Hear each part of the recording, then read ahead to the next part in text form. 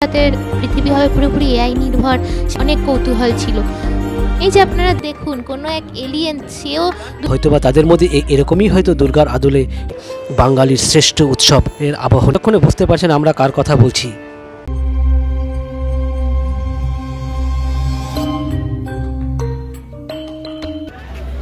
নমস্কার বন্ধুরা, আজ 2025 সালের দুর্গাপুজোর চতুর্থীর দিন।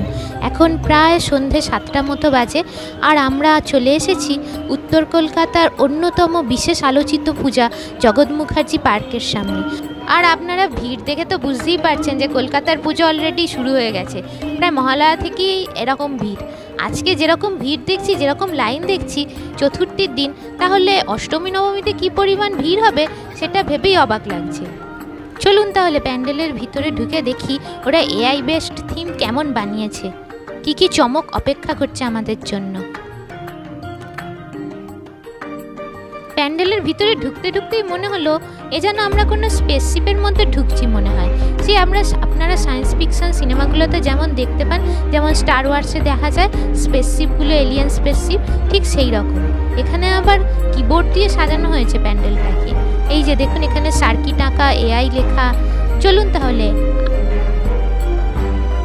জাস্ট একটা কথা মনে রাখবেন যে আগামী দিনে কিন্তু আমাদের ভবিষ্যৎ এআই, অর্থাৎ আমরা যাই কিছু করব, যাই কিছু উদ্ভাবনীয় আসবে, সমস্ত কিছুর কিন্তু মূল পরিচালক শক্তি হিসাবে থাকবে এআই।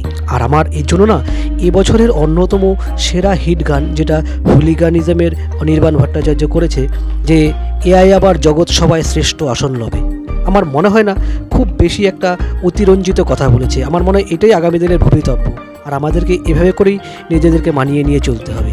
তো এমন একটা অভিনব থিম আজকে এরা উপস্থাপন করেছে, সত্যি কথা আমি অভিভূত হয়ে যাচ্ছি। মানে বিভিন্ন রকমের থিম তো আমাদের কাছে আমরা দুর্গাপূজা উপলক্ষে দেখতে পাই, কিন্তু এই থিমটা আমার কাছে একদম ইউনিক মনে হচ্ছে। আর তাদের উপস্থাপনা এবং তাদের যে ভাবনাটাকে এত সুন্দরভাবে মণ্ডপের মধ্যে ফুটিয়ে তুলেছে, মানে এটা অদ্ভুত এক কথা। এবং দেখুন চারিপাশটা দেখুন, আমাদের আধুনিকতম শহরের একটা রূপ, যেটা আমরা কিন্তু বিভিন্ন সায়েন্স ফিকশন সিনেমার মধ্যে দেখতে পাই, সেগুলোই কিন্তু তুলে ধরা হয়েছে। আমার মনে হচ্ছে যেন আমি কোনো হলিউডি সিনেমা দেখছি।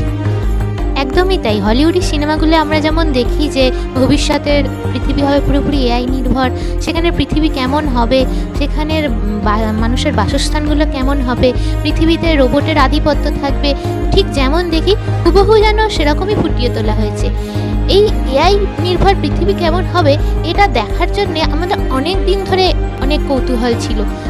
এই যে আপনারা দেখুন, মূল মণ্ডপে ঢোকার আগে দুদিকে দুটো রোবট রাখা আছে, তারা যেন স্বাগত করছে আমাদের এআই নির্ভর পৃথিবীতে প্রবেশের জন্য।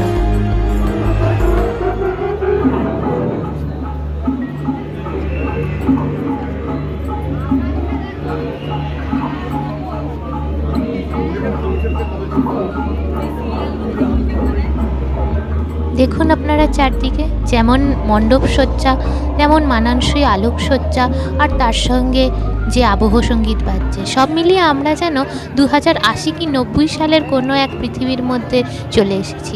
চলুন দেখি এই এআই থিমের ওপর বেশ করে এখানে দুর্গা প্রতিমাকে কিভাবে তারা তৈরি করেছে, সেটাও আমার কৌতূহল হচ্ছে ভীষণ দেখার জন্য।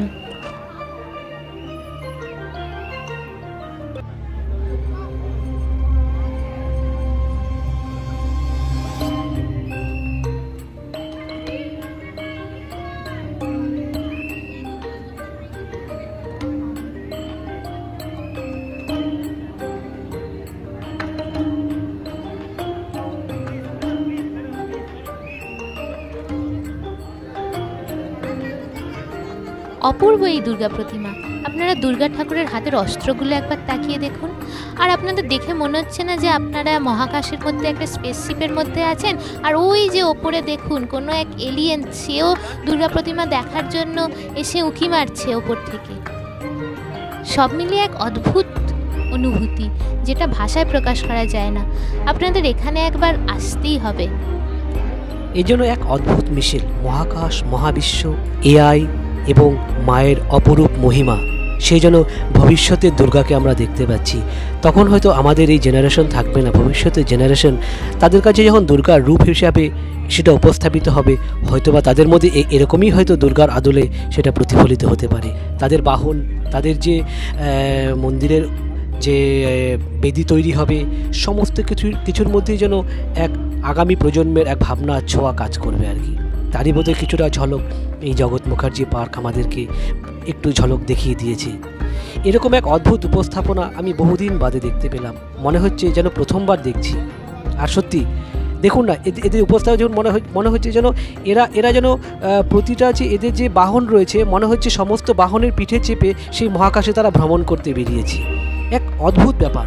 আর এই জন্যই বোধহয় মানুষের এত পরিমাণ ঢল নেমেছে, কিন্তু বেশিরভাগ মানুষ হয়তো জানতে পারেনি যে এরকম একটা অদ্ভুত থিম কলকাতার বুকে রয়েছে। যাই হোক, আমাদের এই অভাবনীয় দুর্গা প্রতিমা, তার মণ্ডপসজ্জা, তার ইন্টেরিয়র সমস্ত কিছু দেখার পর আমরা এখন যাচ্ছি এরই পাশাপাশি আরও একটা অভাবনীয় দুর্গাপূজা আমাদের উপহার দিয়েছে, খুব সম্ভবত শ্যামপুকুর। তো সেখানে মূল আলোচ্য যে থিম করা হয়েছে ভদ্রকথা, অর্থাৎ যার গলার শব্দ না শুনলে আমাদের দুর্গাপূজা সেই অনুভূতিটা জাগে না। সেই মহালয়ার এক অদ্ভুত যে ঈশ্বর প্রদত্ত গলার সুর, যেটা আমাদের প্রজন্মের পর প্রজন্ম চলে গেলে পরেও সেই সুর কিন্তু আমাদের কানের মধ্যে যেন বাজতেই থাকবে।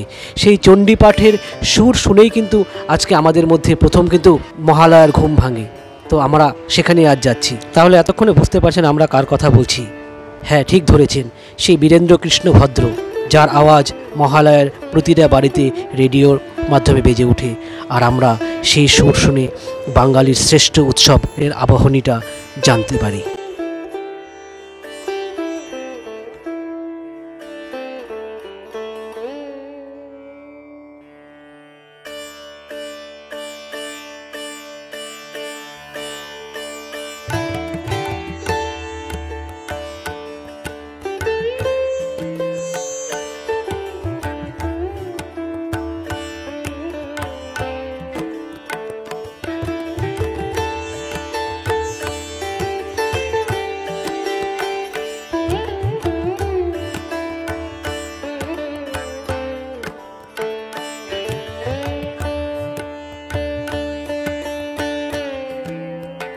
তাহলে আপনারা এতক্ষণে একটা জিনিস অন্তত বুঝতে পারছেন যে আপনাদের যে আগের প্যান্ডেলটা দেখালাম সেটা হচ্ছে আমাদের আধুনিকতম সভ্যতার একটা রূপ, আর এখন যেখানে নিয়ে এসেছি সেটা হচ্ছে আমাদের অতীতের স্মৃতিময় সেই ঐতিহ্যপূর্ণ কলকাতা। যেই কলকাতার মধ্যে সেই সাবেকিয়ানা, সেই যে পরম্পরা, দুর্গাপূজার যে একটা আলাদা রূপ, সেখানকার তৎকালীন বাড়িঘর দুয়ার, পরিবেশ, পরিস্থিতি সমস্ত কিছুই কিন্তু ফুটিয়ে তোলা হয়েছে খুব সুন্দরভাবে। আর আমরা দেখতে পাচ্ছি যে উত্তর কলকাতার যে সমস্ত স্মৃতিময় জায়গাগুলো ছিল সেগুলোকে দেখুন যেন হুবহু ফুটিয়ে তুলেছে। আর আমরা কিন্তু এটাই চাচ্ছিলাম, একদিকে আধুনিকতার মিশেল আর ওদিকে আমাদের সাবেকিয়ানা, দুটোর মিশ্রণেই এই ঘরানার মাধ্যম দিয়ে এই ছোট্ট ভিডিওর ছোট্ট উপস্থাপনা আপনাদের জন্য নিয়ে এসেছি। আশা করি আপনাদের ভালো লাগবে।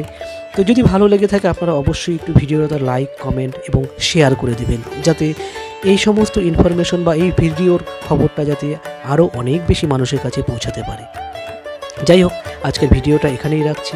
আপনারা ভালো থাকবেন, সুস্থ থাকবেন, আর যদি সময় সুযোগ হয় আপনারা এখানে দেখতে আসবেন, ভালো লাগবে, এটুকু বলতে পারি।